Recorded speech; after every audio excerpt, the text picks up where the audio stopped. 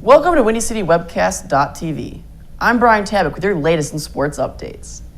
Game 4 of the Stanley Cup Finals was another nail-biter, but at least Barry Hossa was back in the lineup after an undisclosed body injury kept him out of Game 3. What started as a 3-1 lead for the Hawks quickly turned into an overtime shooting parade. Luckily for Corey Crawford, Brent Seabrook was able to score yet another overtime goal and send the Blackhawks back to the Madhouse with a tied series. I thought I had the NBA Finals all figured out.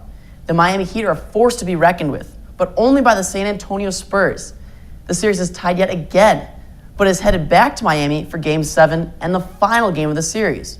But who's going to win this one? Both teams have traded off wins until this point. Well, my guess is as good as yours at this point, and this is my pick for Game of the Week. The more veteran team and the Spurs have played more minutes, and if you ask ESPN analyst Stephen A., he will tell you the Heat are going to win despite what he hopes. I guess we'll find out later today. That game starts later tonight at 9. The Cubs wrap up their 4-game series with the division-leading Cardinals and hopefully can turn the corner a little more this month and try to catch the third place Pirates.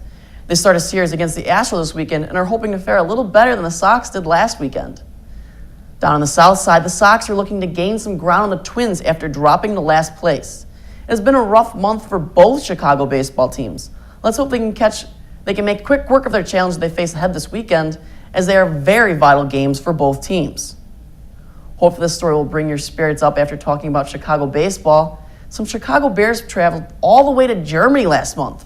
Matt Forte, Tim Jennings, and Johnny Knox all visited military bases, hospitals, and schools to show their appreciation for the U.S. troops.